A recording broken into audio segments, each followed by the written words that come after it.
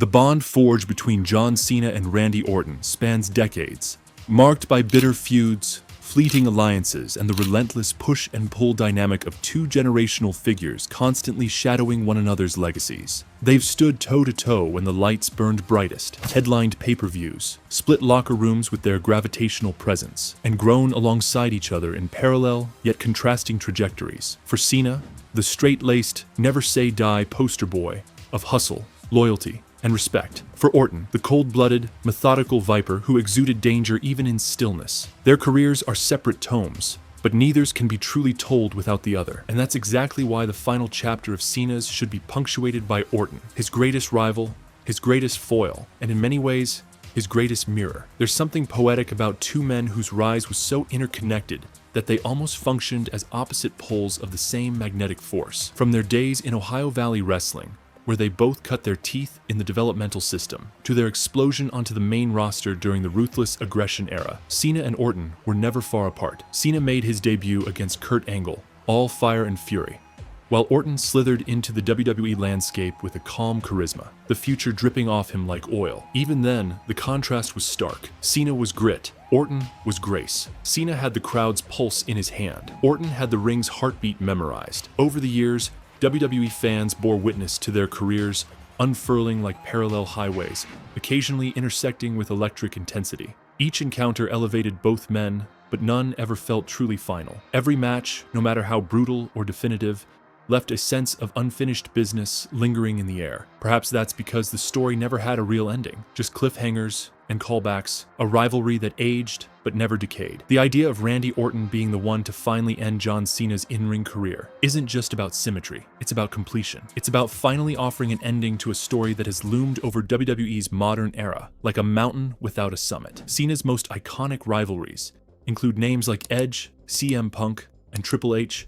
but none were as enduring or nuanced as his feud with Orton. Their clashes weren't always about titles, though they often were. They weren't always about personal grudges, though they certainly dipped into those waters. What made their rivalry unique was how organically it matured. Early on, they were two young lions fighting for the same throne. In the middle, they were veterans trying to outlast one another's legacies. And now, with both approaching the twilight of their careers, it's not just about victory, it's about who gets the last word. Who gets to close the book? Orton retiring Cena isn't about erasing his legacy. It's about immortalizing it. Nobody else could truly deliver a send-off that feels earned, that resonates on a level beyond kayfabe. Roman Reigns may be the face of this generation, but his journey with Cena was always fleeting, a torch passed in a brief handshake rather than a full embrace. CM Punk could deliver the dream match finality, but he and Cena exist in separate universes now.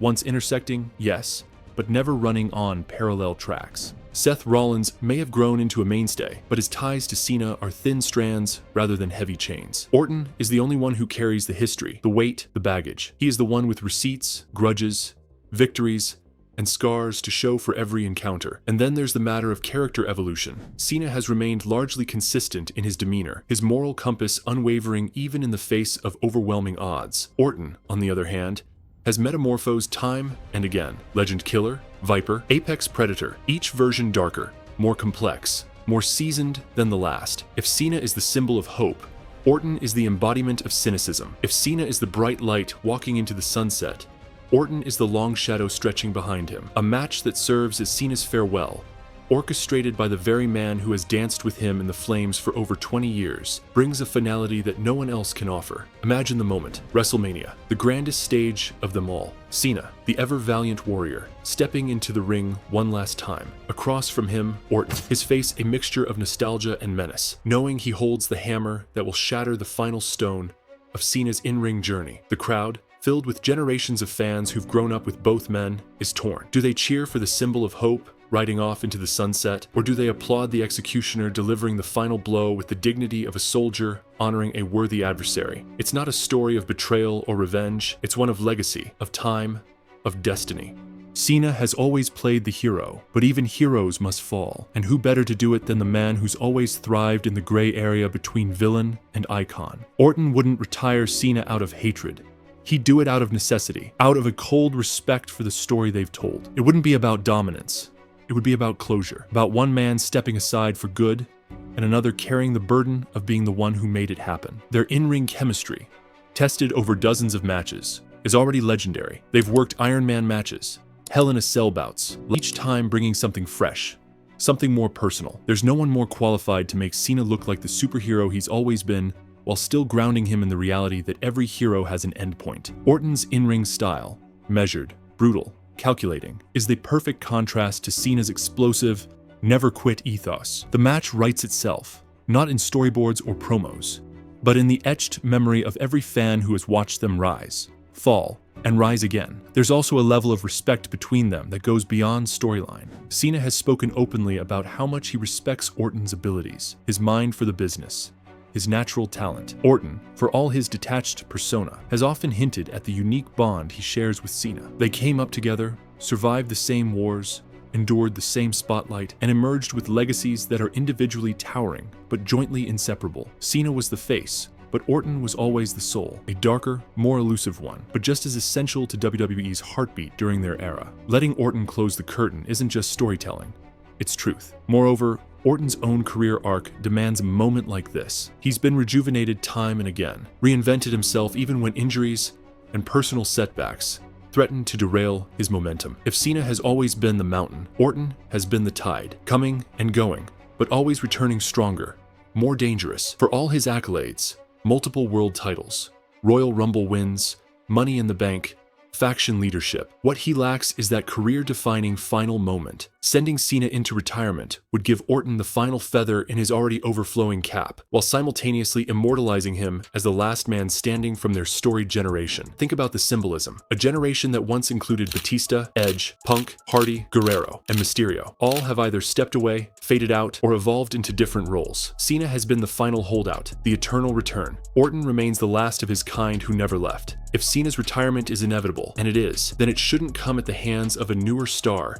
trying to make their name off his. That would be too transactional, too opportunistic. It should come from someone who understands what it means to carry Cena's legacy in his own bones. Someone who lived the same wars, shared the same pain, and earned the right to say goodbye the hard way. It's not about nostalgia, it's about narrative integrity. Cena deserves to go out in a match that feels earned, that resonates through every layer of his character. Orton can deliver that. He can be ruthless without being cruel, can be victorious without being smug. He can hold Cena's hand after the final 3 count, raise it in acknowledgement, and absorb the weight of the moment without diminishing it. Because this story isn't about ending John Cena, it's about honoring him, and no one is more uniquely positioned to do that than Randy Orton. Cena's final act should not be a stunt, a crossover cash-in, or a match designed to elevate the next big thing. He's already done that, more times than we can count. He's already passed the torch, multiple times over. His goodbye should feel personal. It should sting, inspire, and settle all at once. Orton gives him that, not just because of the shared history,